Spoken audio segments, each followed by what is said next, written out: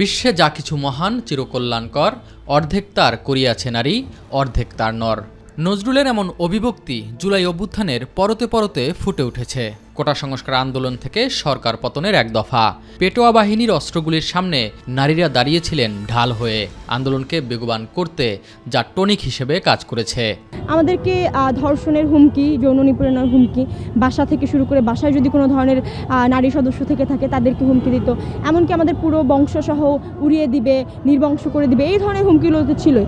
কেউ তাকে ভুলিয়ে ভালিয়ে ভুজুং ভাজুং বুঝিয়ে রাস্তায় নামিয়েছে, এই ধরনের বুঝারই কোনো উপায় নেই। ইটস বিকজ নারীরা এতটা সফিস্টিকেটেড, তারা যা বুঝে খুবই সুন্দরভাবে বুঝে।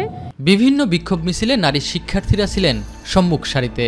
শুধু তাই নয়, পর্দার আড়ালেও নানাভাবে ভূমিকা রেখেছেন তারা। কখনো খাবার পানি ব্যবস্থা করে, কখনো আবার আহতদের চিকিৎসা দিয়ে। শ্রেণী পেশার ভেদাভেদ ভুলে অংশ নিয়েছেন শিক্ষার্থীদের লড়াইয়ে। এইটা তো হচ্ছে একটা মেজর অংশের নারীরা কিন্তু এভাবে ইনভলভ হয়েছে যে তারা সামগ্রিকভাবে একটা প্রোটেক্টিভ ভূমিকার মধ্যে ছিল।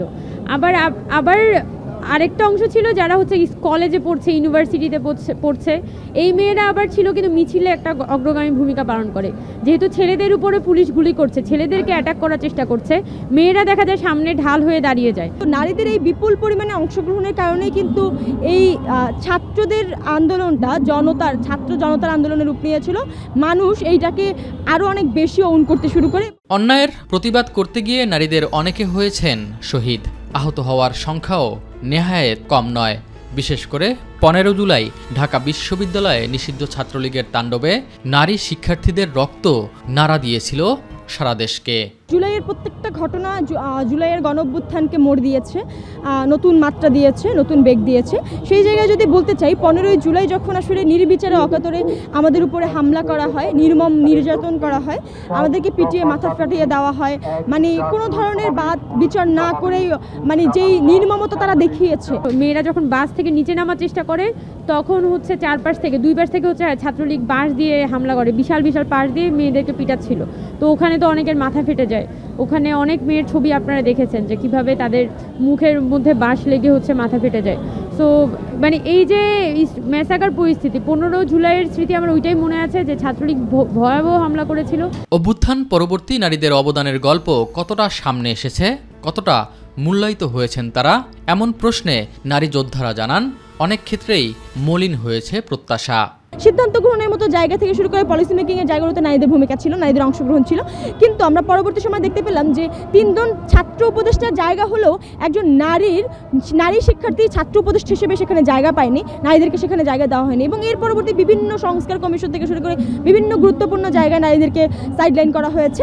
আমি এই অভ্যুত্থানটা খুব কাছ থেকে দেখেছি এবং মানুষ কিভাবে আসলে জাগরণ হয় ওইটা আমি কাছ থেকে দেখেছি। তো আমার মনে হয় যে আমি যা দেখেছি 2 চোখ দিয়ে, যা অনুভব করেছি, আমি কখনোই আসলে এই দেশের মানুষের প্রতি আমার কৃতজ্ঞতা শেষ হবে না। সো আমি কখনোই কোনো আক্ষেপ অনুভব করি না। প্রত্যাশা ও প্রাপ্তির গড় মিলে আক্ষেপ নেই। আক্ষেপ কেবল অভ্যুত্থানের আকাঙ্ক্ষা 1 বছরেও বাস্তবায়ন না হয়। তবে আশা ছাড়ছেন না জুলাই নারী যোদ্ধারা। স্বপ্ন দেখেন অদূর ভবিষ্যতের। জনগণের মধ্যে ওই পরিবর্তনের আকাঙ্ক্ষাটা এখনো পর্যন্ত আছে এবং আজকে হোক কালকে হোক আমরা কিন্তু এই পরিবর্তন আনবই। সক্ষমতাটা আসলে এই অভ্যুত্থানের মধ্য দিয়ে আমরা তৈরি করে ফেলেছি। পুরো জুলাইটাই আমাদের জন্য একটা অনুপ্রেরণা হয়ে থাকবে ভবিষ্যৎ জীবনের জন্য এবং শিক্ষণীয় বিষয়। আমরা এখান থেকে আমাদের শক্তি পাই। SM আরিফ, মাই টিভি, ঢাকা।